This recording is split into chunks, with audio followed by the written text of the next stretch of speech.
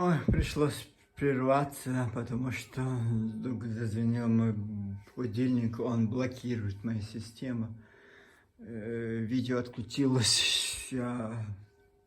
Конечно, от темы отошел немножко подальше. Это лучше снять два ролика, чем один. Братство между двух народов, ингуши вам все равно никуда не деться от нас. Мы живем, мы соседи, во-первых. Во-вторых, я не знаю, вы не летите в другую галактику. Мне бы хотелось, чтобы вы жили где-то там далеко-далеко. Желательно вот это Аямали, вот там где-то на Дальнем Востоке, чтобы вас иногда можно было слышно, иногда можно было увидеть по телевизору, а рядом с вами, а не касаться. Но это мои несбыточные мечты. Так что я, честное слово, я искренний человек, я люблю всех хороших людей. Вот я очень солнечный человек, поэтому очень добрый еще. У меня вот это взрыв, вот этот последний год, у меня взрыв, вот это возмущение, взрыв негодования к вам, потому что как я уже 2018 года смотрю все это ваши гадости, все это ваши вот это передряги, истерики, и думаю, сейчас ничего, надо, это вот многие чеченцы тоже терпят, молчат, думаю, что сейчас они вот побесятся, там я не знаю, там же сейчас можно прийти в себя, нет. Сперва, когда их всех посадили, этих провокаторов, вы успокоились. Сейчас новая волна у нас. У вас новая волна, но это совпало с Валберис, это самолетом с грузом, который пострадал. И вы на фоне вот этого снова начали гадить, снова начали... Это же уму непостижимо, вот эти вещи, которые вы делаете. Вы еще говорите, вы мусульмане. Я не знаю, мусульмане, если вы были еще бы не мусульманами и не братьями, что вы с нами делали? Многие мечтают, чтобы в Чечне снова война была. Вот ваши, тоже это не сбиться ваши мечты.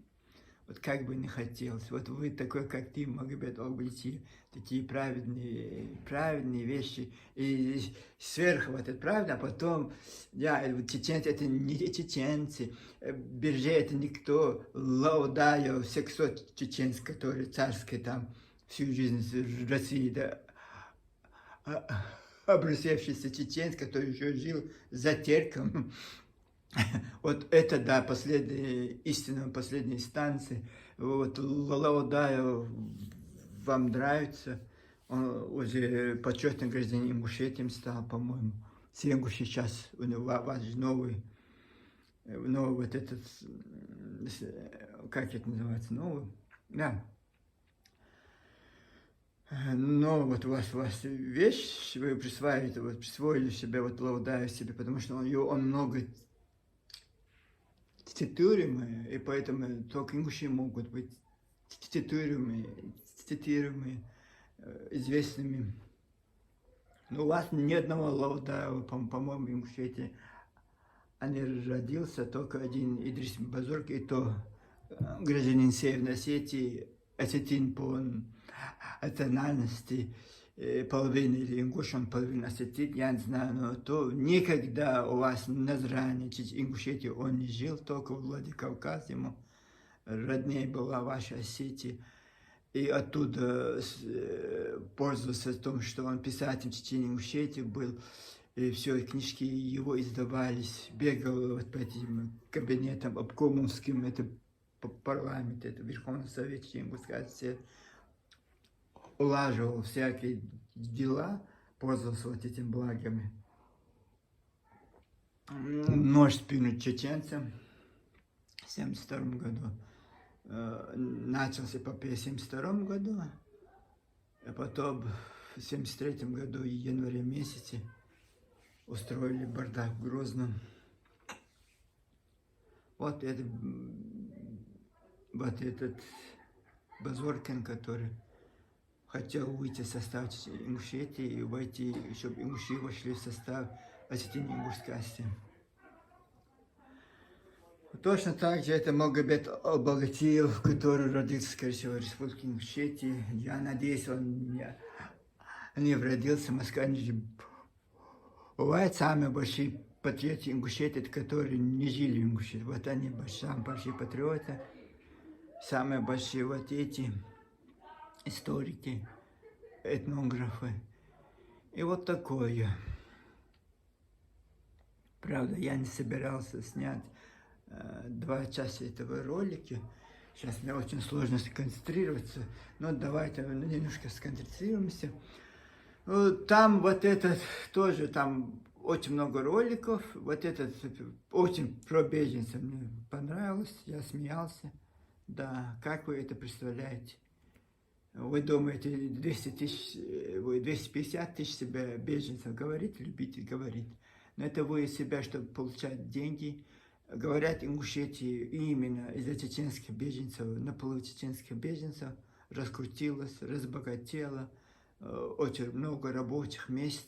Все эти ваши инстанции удвоили рабочие места, там все много денег, да, вот этот, был вот этот расследован, вот, ревизорная палата президента Российской Федерации, сколько раз у нас была в Ингушетии, она раскрыла очень много хищений, вся документальная помощь, она предназначена чеченским беженцам, вы его крали, вот именно Магомед Албагатиев про беженцев, который ты затронул. Тема, вот я тебе объясняю, для непонимающих, и вот это было очень много злоупотреблений. Даже одно министерство прислали деньги, там 5 миллионов для обустройства чеченских беженцев.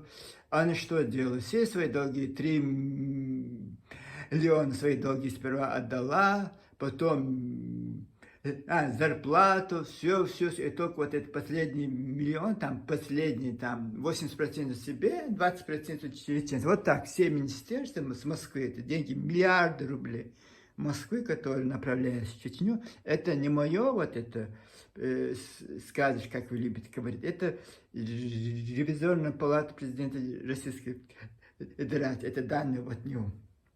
И вот такое у вас. И было вот еще 250 тысяч. Я просто скажу вам, когда вы Осетино-Ингушской конфликте был, вы знаете, сколько беженцев нахлынуло? Город Грозный. Вы не в курсе, да? И там и ваших ингушей были, которые в советское время жили, в Чечено-Ингушской ССР, и беженцы нахлынули.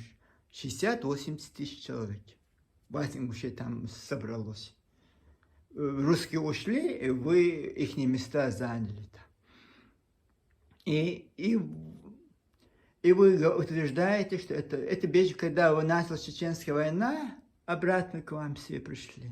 Чеченцы там было не так, да, было пару лагерей, вот это было там. Но ваши тоже же, вы же говорите, что вы чеченцы, ваши ингуши были. Даже первый житель города Магас, известный вот этот профессор, какой-то профессор Грозного, он всю жизнь жил в Чечен-Ингушетии. Вот его дала 6 детьми, она первый житель, вот это ваши Ингуши, город Агас. Вот это чеченская беженка из города Грозного, ваша Ингушка. Она же в радости, вот это 100 лет Ингушетии, вот она дает интервью и рассказывает, что она вот, какая гордость у нее.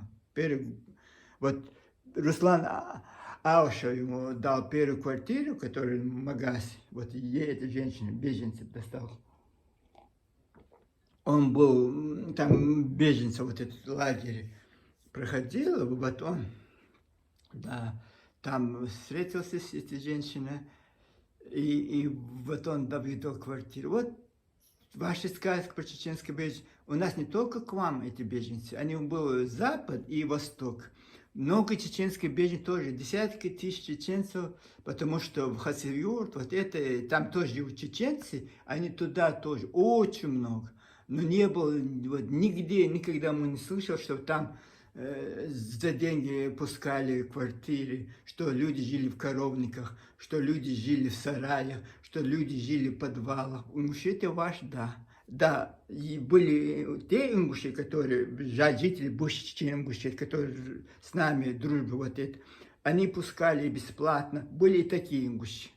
Но были и вот такие мужи, которые нажили. Сейчас они, все ваши, все чеченцы, чтобы купить муку, мешок муки, золото продавали, все свои машины, все эти, все, что было, все эти истинги. Мы вот, вы маленькая была, там 200 тысяч вас не было. И вот наплыв огромного числа беженцев, которые принесли с собой и деньги, и драгоценность, и технические средства, очень много вещей, чтобы прожить. Это война, это страшно, вы 5 дней только это увидите, и то вы не мужчин это не увидели, это те, которые в Северной Осетии, и то это было не война, это был конфликт. А мы, чеченцы, представляете, в течение года, днем и ночью тебя бомбят, днем и ночью тебя вот за зачисткой. Вот я 3-4 раза за зачистки попал. Сколько раз солдаты меня к стенке ставили. Я молодой парень, очень молодой парень, там 20 лет мне нет. И что я сделаю? Я своим родителям, отец, мать пожилой, я с ними жил постоянно. Я должен помогать. Там у нас скот, все скот соседи оставили, и я воду, я помню, даже сейчас это помню, как сегодня это помню. Ночью моя 2 недели мы не можем с подвала выйти, потому что русские стреляют, там заходит вот этот, я не буду говорить какой пункт, и воды нет, ничего нет, кушать это понятно, это уйди, и не мешай, хотя бы скот орет, кричит. Я говорю своей матери, я пойду 2 ведрами в воду хотя бы. Ночью, я знаю, почему я ночью пошел. Ну я пошел. Снайперы видели меня, что я иду. Под ноги, знаете, как это страшно, под ноги тебе стреляют, и ты идешь. Я пошел. Но хорошо, что они все знали, кто я такой. Вот я только один парень. Вот на всей нашей улице я один там был. И то наша последняя улица, и там в этих холмах они сидят, наблюдают пульт, они знают, что я там живу, хожу по двору, но все равно я пошел за воду ночью, тем более нельзя, 3 часа ночи я пошел. Они мне под ноги стреляли. Не умер, не выжил. Вот я знаю, что такое война, я знаю, что такое беженцы. Потом я вынужден был просто уехать в Санкт-Петербург, и там зарегистрировался как внутренне перемещенное лицо. И я всю жизнь сотрудничал с правозащитными организациями, и я был членом, а вы даже не в курсе, что я был членом вот этой организации нескольких. И я знаю проблему, я это не придумываю. Я это все знаю, я все это видел. Я днем и ночью читал эти газеты, новая газета раньше был, каждый день выпуск про Чечню, там все. Жалко, что я вам не могу. Потом, если будет 1000 подписчиков, вот вы подпишитесь. Вот я, когда 1000 подписчиков будет, я хотя бы буду показывать свои статьи, свои рассказы, вот, чтобы вы видели. Я на камеру буду показывать. Если там будет, вот я буду себя показывать лицо. А так я не буду. Зачем мне? У меня такой блог. Я себя не показываю. Многие говорят, почему ты не показываешь себя. Но что я сделал вам, дорогие мои? Я не знаю, я вообще расстроен. Жаль, что я родился в Чечне. Вот сейчас я думаю, жалею, что хотя я горд, что я чеченец, что я вырос в этом Чечне, Ингушетии, что я сколько всего я увидел в своей жизни. Страданий и беды, и очень много вот это. И я вот сейчас такое разочарование из-за вас, ингуши, что я вот Кавказ, честное слово, разочарование страшно. Очень страшно, разочарован. Это же просто, когда ты имеешь, знаете, это очень страшная вещь, когда ты против одного человека, даже родного брата, 2 брата не могут поладить, там ссоры бывают, скандал бывает, друг на друга, вот это злобы, вот это, понятно, это бывает, это наша жизнь, мы такие, вот целенаправленно, все Ингушетии, ни один человек не можете сказать правду, не можете вот эти все вот легли под это сумасшествие Базуртанова, Сарождина Султигова, Идрис Абади, я не знаю, этот сейчас мужики легли под этот Танзилу Чабиеву, они восхищаются ее красотой. Я ее красотку не вижу. Но она не такая красавица. Но даже чеченцы мне предъявляют, что ты оскорбляешь такую красавицу. Не оскорбляешь, что ты нападаешь на эту красавицу. Да, даже она красавица, она топ-модель, она самая красивая женщина в мире, но она замужем, мужики, оно вам не достанется, немножко сбавьте свой пыл, да, грамотно, да, я знаете, вот какой я грамотный, просто я никогда не давал интервью, никогда, вот я же пишу человек, я всю жизнь пишу, и для меня это же тоже, я же тоже учусь, как я могу потом разговаривать, я не буду, вот это хороший опыт, светлый опыт. Мне нравится, честно, я хотел бы, просто если не было бы моей работы постоянно, я бы готовился бы, все это писал бы, каждый день вам ролики снимал бы. Но может это блог про путешествия. Меня один раз зацепили, 2 раза зацепили, 3 раза зацепили. И вот эти дружки мои, они искренне фальшивые. И я решил, я не знаю, лучше быть один, чем этим хламом общаться. Вот так я думаю. Не надо, мне не чеченцы, вы думаете, я чеченцев обожаю, ингушей там ненавижу. Нет, дорогие мои, я просто, я растерян, я не знаю тебя. Если у меня мать, отец были бы живы, я не знаю, может быть, у меня такие другие мысли были. А сейчас даже я не знаю. Один. Поэтому одинокий жизнь. Хотя этот Лонель же, это фамилия, имя.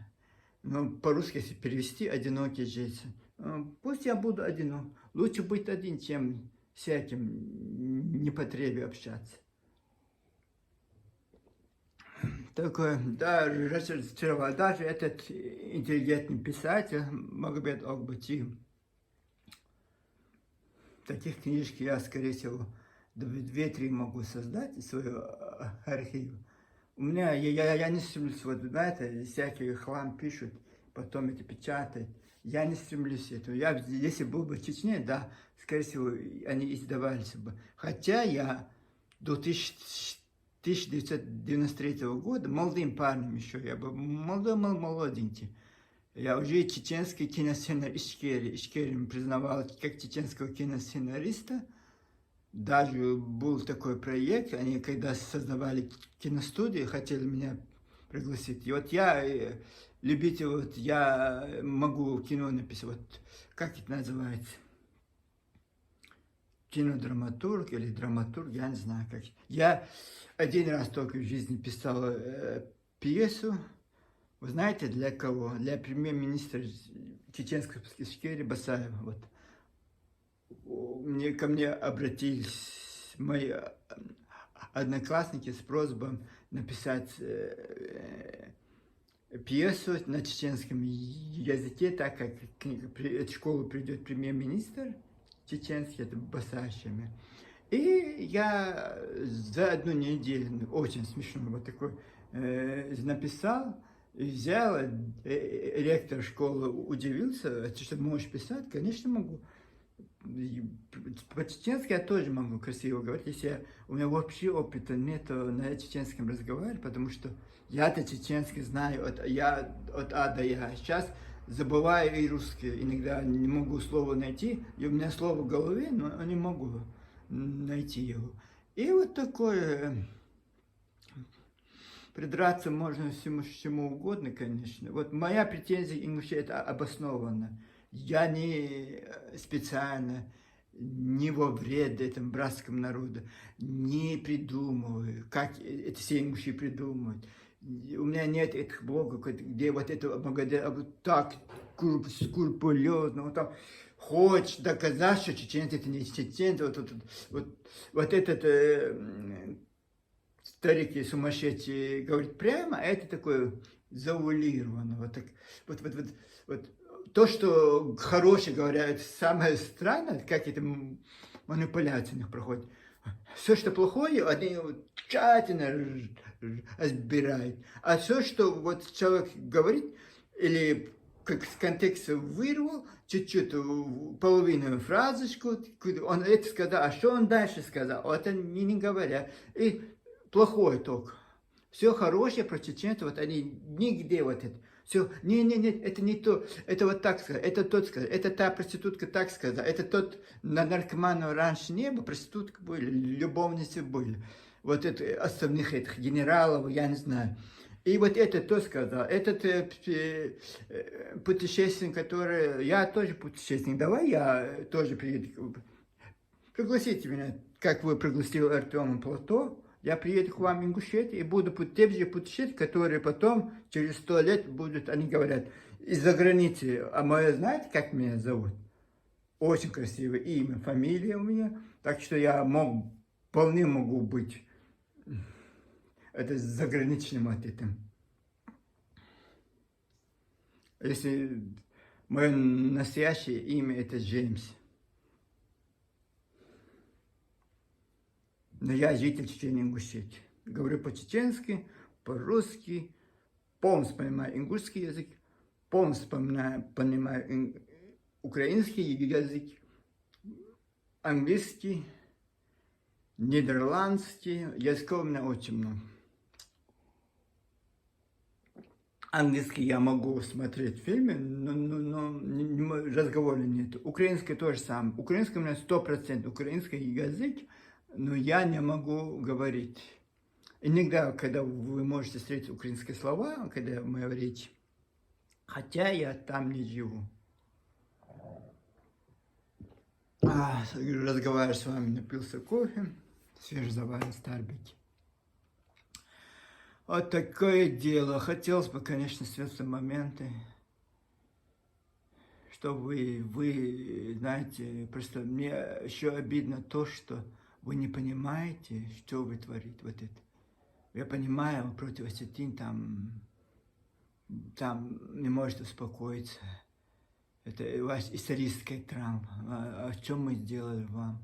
Мы, наоборот, вас приютили 70 лет с нами, вы жили 60 лет, 70 лет. Все, у нас этих нет преференций. Русские почему-то так, как вы 100 лет, 200 лет тому назад топили за эту великую Россию, они за царской Россию, они вам дали преимущество. Грозно не хотели чеченцев пускать, вас они распростят объятиями пустили.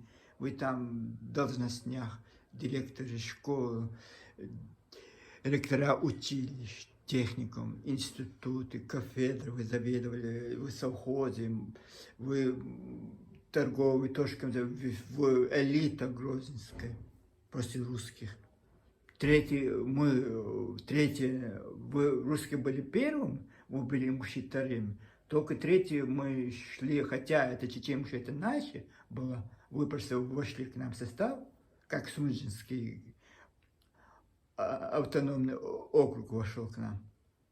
И вот вы вошли к нам, Чечению, и то у вас такой преференция. Ваш Базорка мог себе позволить, живя всю жизнь в Владикавказе, оттуда вылазывать, там поклоны этим вашим врагам осетинам, вот это потом вам, эти записочки, это ваши на ушко вам, ингушам, чеченцы плохие, они дискриминируют вас, ваша культура из-за того, что чеченцев они развивают. И вот это, братья, такое, это подлость, это мой первый писатель, первая моя книжка, Идриса Базоркин, вот это из 7 веков я прочел, жалею, что я прочел, жалею, что я прошел, что вот эта книжка меня возбудила теплое отношение к ингушам, и что я сделал? После 8 лет теперь, хорошо, что у нас парень был ингуш, и я вот просто хотел, мечтал стать его другом, потому что после Идриса Базоркина, после 7 веков, как-то кому-то. И я вот долго ходил за ним, но он заметил меня, 1-2 раза пригласил себя. Ну, мать была такая видная женщина, отец был фотографом, мать была в суде нашем районном работала. Вот я не знаю кто, он так видно здесь, в самом центре нашего вот этого районного центра, у них была квартира в самом центре. И вот так я, и как этот Базоркин, надо было запретить эти книжки. Я бы сейчас в Чечне был бы, поднял бы вопрос, все книги Идриса Базоркина мусорный свалка. Не надо там. Вот так вы нас обманывали. Мы же очень доверчивы, чеченцы очень порядочные, доверяли вам. Ну хорошо, те подонки, эти подонки. Ну ты, дорогой мой Магомед, интеллигентный человек, ты писатель. Почему ты вот решил создать блог? И ты же, говорят, ты еще историк. Почему ты книжку написал? Как мы с тобой похожи? Я тоже. Хотя и мне они разрешили учиться в Гродненском университете по историческому факультете, но я от природы историк, географ. Вот я окончил всю школу при своей проблеме с речью на 5. Вот. За эти 10 лет по истории ни одного 4, 3, 2 единицы. В советское время. Ни одно, только 5. Самый высший балл. Во всех уроках. Вот для меня было... Я учил историю серьезно. Хотел, конечно, стать историком. Ну, так получилось, что мой отец решил из меня сделать строителя великого. И сделал.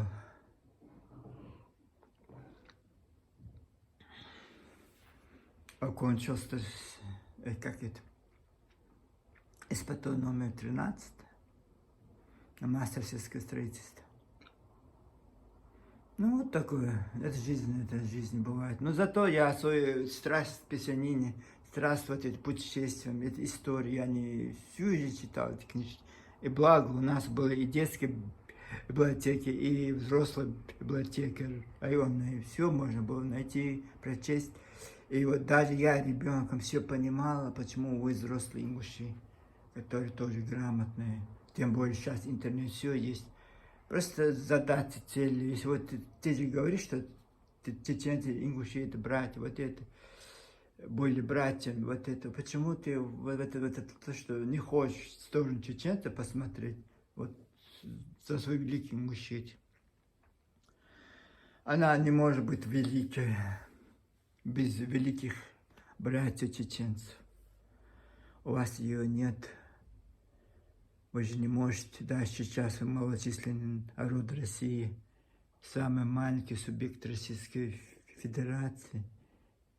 Это не вам подкол, не вам укор, просто это факт. Вот точно так же есть факт, что чеченцы, знаете, они натерпелись, они очень много войн проходили. И вы вместо того, чтобы обогреть их измученные сердца войнами, знаете, покоя от этих русских нет, сейчас покоя от вас, этих мужчин нет. Мы же не все можем рассказывать. Вот я, знаете, давайте вот так по чуть-чуть. Короче, я один раз в Магаз ТВ смотрю репортаж, вот это, открыть мечеть, да. Там другие блогеры, что лайв она идет, здесь слышишь, 99% чеченская речь, там все со стола подходят, там они говорят по-чеченски, все говорят по-чеченски. Ингуши только один, я услышал ингуша, там давай 1%. Из 100% 99 чеченцы там выступили, 1% ингуш. Не выступили, а вот в каждом столе с камеры блогер подходит, они говорят по-чеченски все, почти все, весь зал говорит по-чеченски. И смотрю, телеканал Ингушетия это не увидел, но вот Магаз ТВ. На ингушском они только вот ингуша своего где-то достали. Вот там в зале, там мечети нет. Вот только у ингуша берут интервью, чтобы он на ингушском языке говорил. Вот а чеченец должен разговаривать о русском. Вот это. Как это понять? Вот. Он должен только по-русски комментировать, не по-чеченски, чтобы ингуши, вот по-русски он должен комментировать, он говорит, чечен комментирует, который там живет, это его родина, это его земля, только только 30 лет, как это, после Первой Чеченской войны, это когда русские вошли, они специально захватили вам, ингушам, эту землю. До этого это была чеченская земля, 100 лет, 150 лет. И вы, вот такой дискриминация. А потом вы говорите, нет, это не дискриминация. Вот русских тоже вы дискриминируете. Вот это города Карабулаки решили снести пару домов. И именно те дома, которые живут русские. Там в одном только доме я посчитал 3-4 русских семей. Вот это мужчина, какая-то женщина. И вот они выступают, этот мэр города решил снести, еще там люди живут. Если сносится, дают же обычно взамен другое жилье. Нет, они дают. И вот этот комментарий, вот это какой-то ингушский блогер подходит и комментирует. Вот эта женщина, или она специально, или этот блогер сказать, какие-то чеченцы, вот, им угрожают. А они ингуши, которые, глава ингуш, которые, нет, не ингуши эти, они глава ингуш. А вот чеченцы, которые пришли, они говорят, и вам порежем голову, так он пальцем показывает. Ну, как это? Как это? Почему именно к русским? Почему именно чеченцы это были? Вот не пойму, что у вас чеченская гвардия там? Азрани? Я не знаю. Вот это для меня пишет человек, как ты, Магомед Албактиев, это все понятно. Вот таких фактов у меня тысяч. Я молодым парнем, 22 года, я пришел у вас на Назрани, на улице ночевал. На улице. Ни один человек не пустил. А теперь я знаю, почему меня не пустили. Я по-чеченски спрашивал, можно мне предоставите, я должен ехать в Ростов, мы же думали, вот в Грозном выехали, ну вы знаете, да, у нас же транспорта не было, сообщений не было. И мы через Азран, думаю, через братьев, если вдруг ночью вот это, где-то переночуем, вот это, у вас же сейчас это гостиница, раньше гостиница, ничего у вас не было. И мы на улице с этим другим чеченцем парнем. И вот именно того, что мы говорили по-чеченски, почему-то, я сейчас это понял. Странно. Если я на русском говорил, скорее всего, русских вы пустили бы. Осетины вы пустили бы себя домой. А двух молодых чеченских парней, которые без бороды, европейской внешности, на улице в дождь, в ноябре месяц слякоть, на улице вы заставили ночевать. Но это я историю рассказываю, я не хочу сейчас снова повторяться. Вот такие лицемеры. У вас фальшь, у вас вот это не, у вас нет ничего человеческого. Они нападают на вас, ингуши. Я говорю, что есть это. Чеченофобия ваша на лицо. Это мы защищаемся от вас. Поэтому вот я стараюсь высветливать ваше счастье, что я не живу в Чеченской Республике. Ваше счастье это. Ваше счастье, что я живу в Западной Европе. Вы меня плохо знаете. Вы меня плохо знаете. Потому что я не агрессивный человек, я спокойный. Вы просто, знаете, это, когда я жил в Петербурге, сколько мне доставалось этой полиции, сколько раз за ними каждый день уводили эти участки, сколько надо мной издевались они. Вот из-за этого я с ними спорил, я их посылал по черному. И вот это, они знают, что я правозащитник. Чтобы меня защитить, все правозащитные организации, тут солдатских матерей России, они, как этот, Дом мира и ненасилия, много вот этих организаций. Международный Красный Крест мне дал специальную бумагу. Короче, мне вот международная амнистия. Они все мне дали документ, чтобы меня оставили. Я сам, как сказал, сам известный чеченский беженец, хотя много статей про меня было, вот новые газеты постоянно. И я хотел вам показать, чтобы вы мое лицо увидели, показать свое фото, но не буду. Вы же не подписывайтесь, надо на меня, ингуши. И лайки не ставите. Вы же боитесь. Да, осетиновую лайкать. Это мой один подошел, говорит, честное слово, скажи, ты это серьезно говоришь? Или ты это так, как он сказал, странно сказал? Или ты, как сказать, это ты там специально это так делаешь? Я говорю, нет, честное слово, мне что делать нечего. У меня работы тысяч, вся квартира завалена бумагами, вдруг пожар будет, что будет? Я же должен занести всю эту картотеку в компьютер, какой-то онлайн, я не знаю, что вот у меня, я говорю, вот вы многие говорите, что я же на телефон снимаю, у меня очень дорогой микрофон один, Роды называется. Кто из Европы живет, это понимает, Роды. Это австралийский, по-моему, мерка. И дорогой телефон. И там написано было ОСБ. Я думаю, сейчас я подсоединю к телефону своему дорогому iPhone, и все буду снимать. Зачем мне камеру покупать? Сейчас придется из-за того, что вот это, скорее всего, Sony камеру я куплю. Но это такая долгая, конечно, красивая картина. Если я буду лицо свое показывать, конечно, я так задумался. И вот это. Такие дела. Так что мы не... именно я, я не хочу, никому не желаю плохой. Потому что я как натерпелся. Я избежал несколько раз смерти. Избежал его. Один раз русские ушли. Я же сотрудничал, вот, врачи без границ, там Красный Крест, там, не знаю, многие вот эти. И трое жителей подорвались на этих минах. Вы знаете, когда ранение мужчине, это же женщины же, они подпускают. Я единственный парень, который ходил без бороды. Конечно, эти боевики косо на меня смотрели и не здоровались.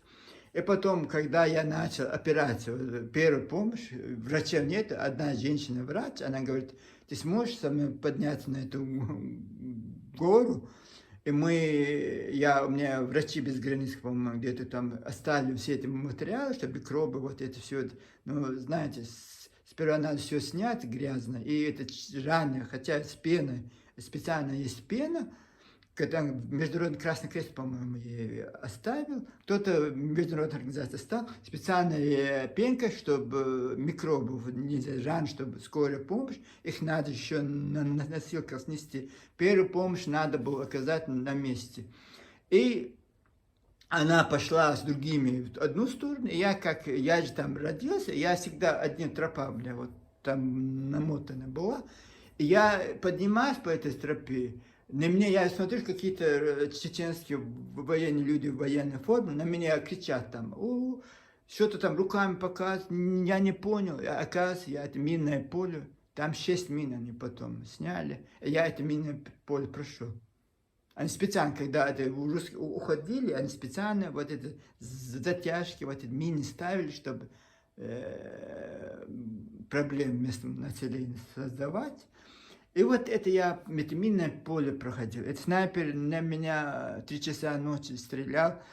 Под ноги стрелял, конечно.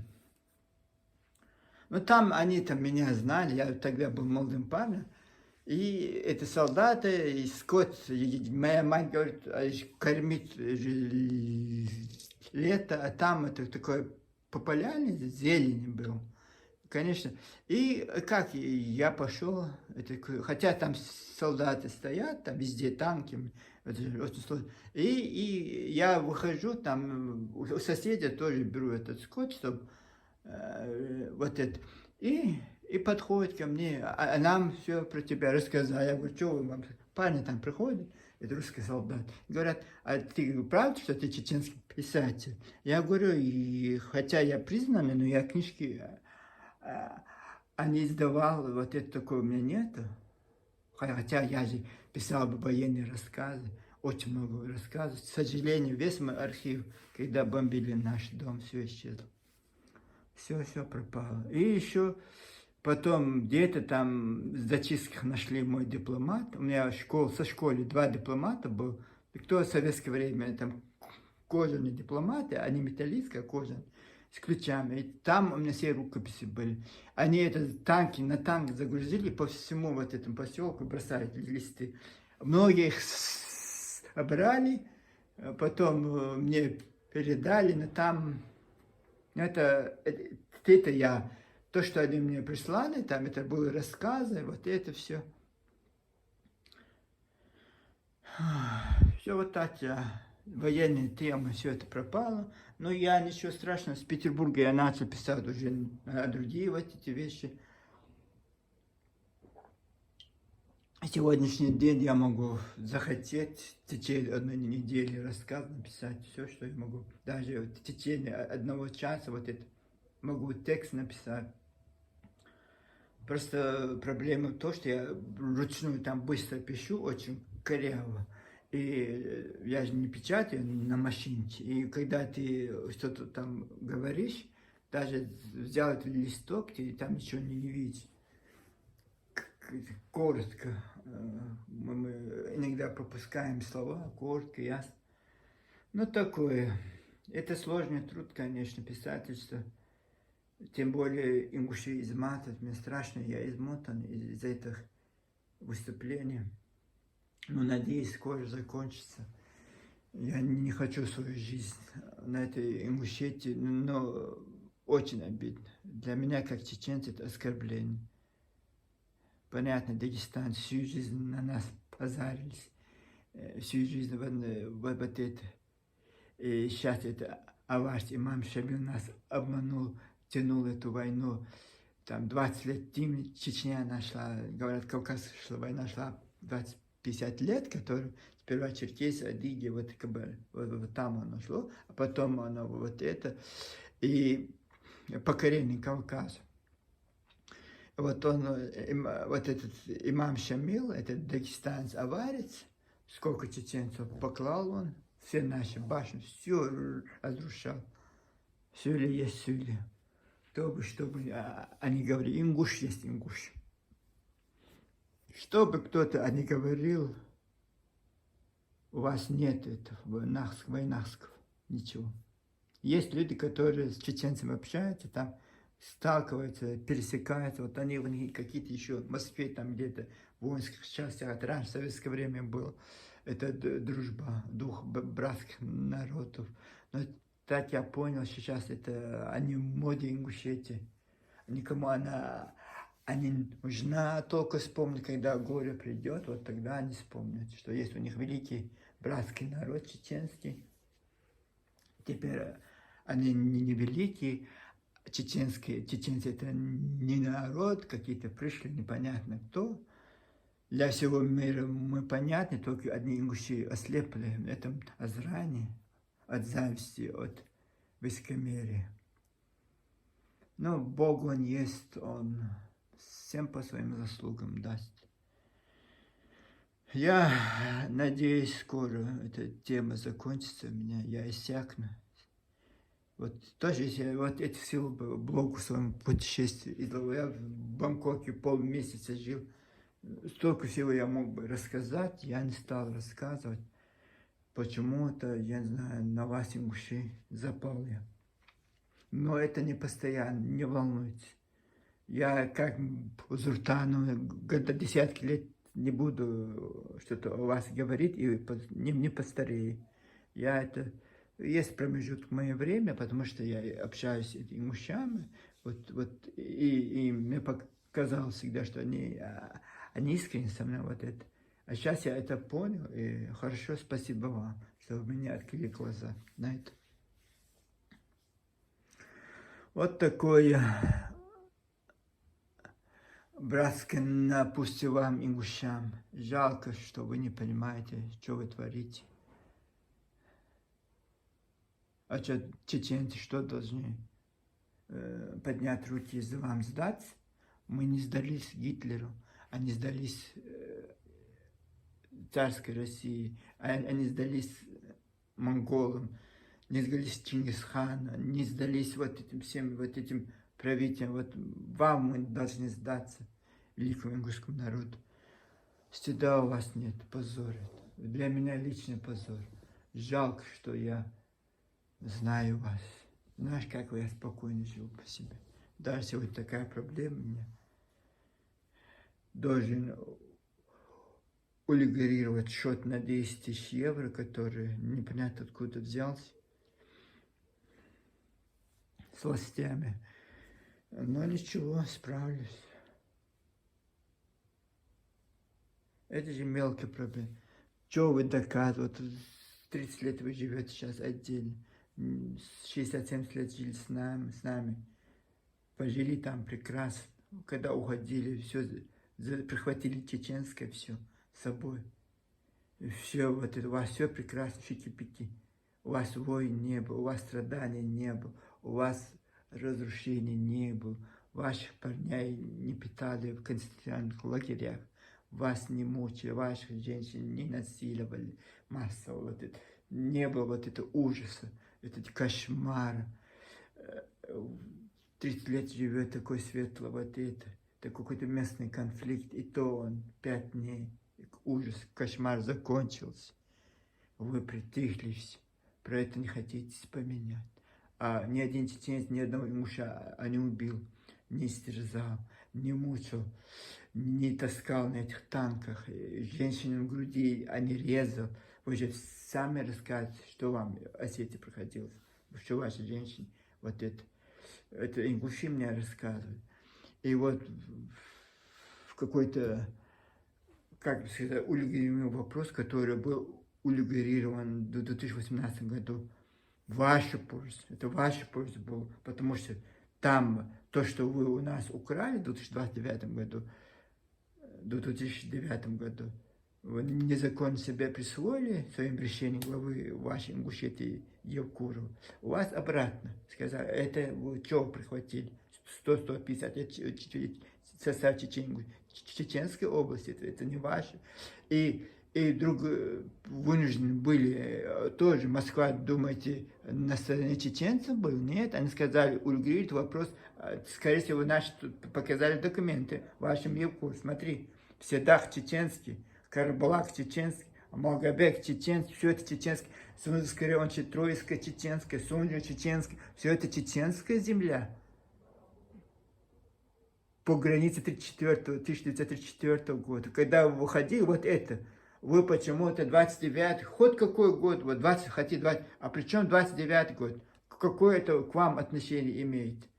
Вы к нам хоть вошли в 1934 году, по вашей границе будем смотреть. По этой границе Пседах не ваш, Сунжа не ваша, Троицк, все это мало Чечня. А почему-то вы говорите, ой, это мало Кабарда. Кабарда, да. Мать же мало Чечня. Одним источником вы верите, который против чеченцев, а вот другую сторону не хотите. Разве правда бывает односторонне, однобокое? Разве бывает только плохое, хорошее не бывает? Вот, да, не знаю, это Нотр-Дам де Пари, вот этот, как это, горбатый, вот это, зло, вот, какое-то извращение у вас, дорогие мои. Мне даже странно подумать об этом. Как это? Это молодежь подпитывает, это как губка впитывает в себя, вот это ваши ненависть к чеченцам.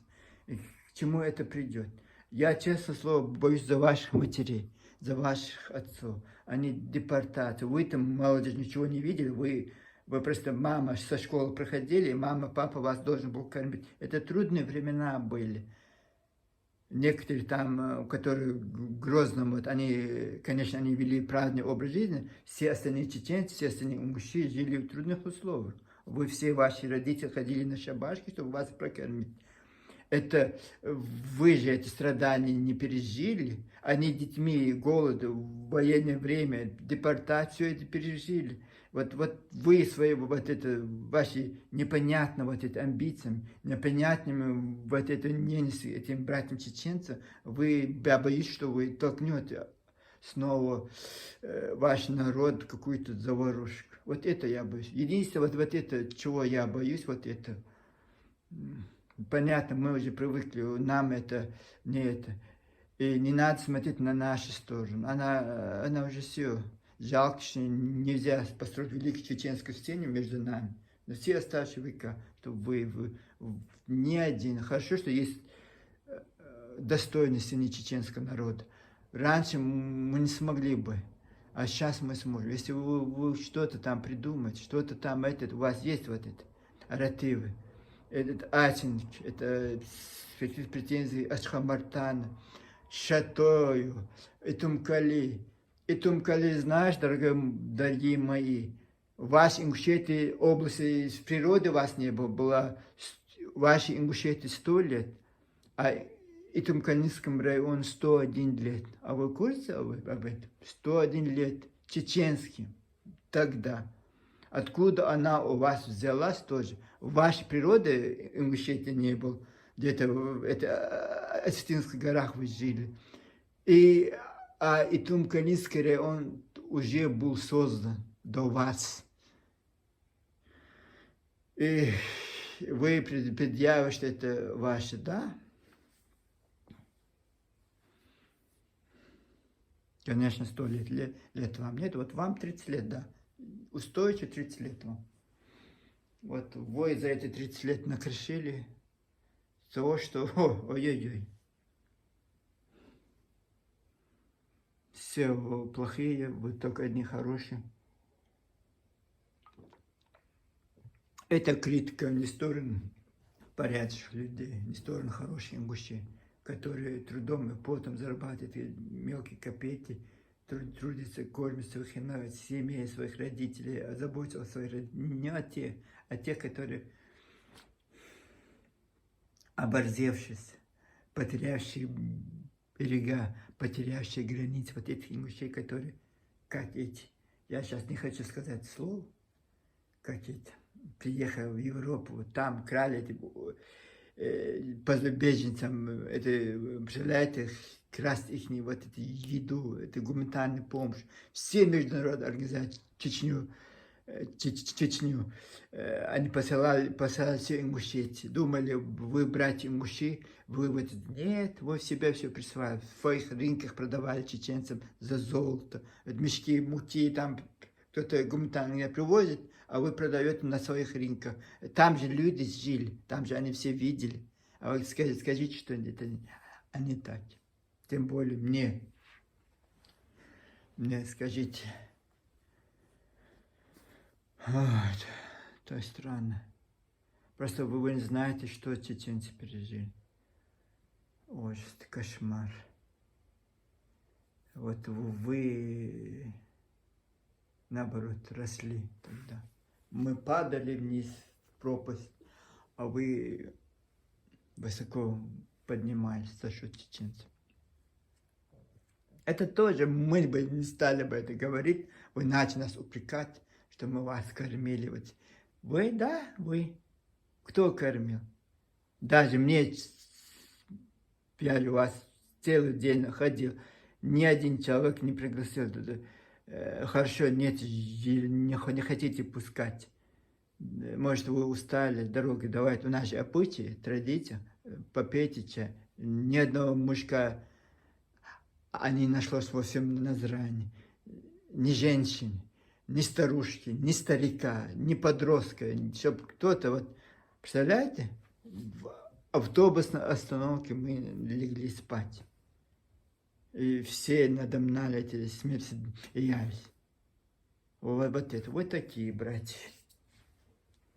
Вот такие братья. Я не хочу все, я уже рассказывал, поэтому не буду рассказывать вам подробности приключений.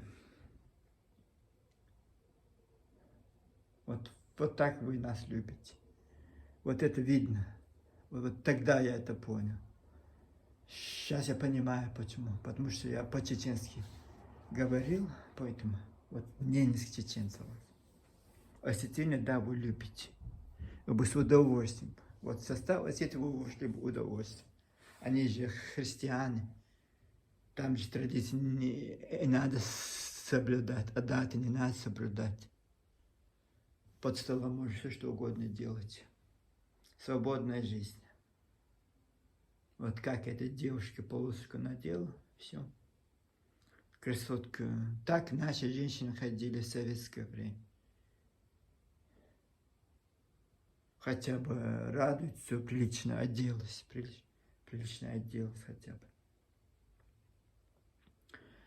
Не вас учить, вы знаете, к чему вы хотите прийти. Но это добром не кончится, вот я уверен, добром не кончится. Вот такие, как вы, трезво хотя бы, как-то написали бы книжку или хотя бы не нападали бы на чеченцев своими бессмысленными, порой жестокими вот этими вещами.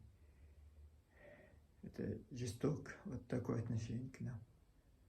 Мы жертвы, мы пережили за 20 лет 2 войны, опустошительно, разрушительно.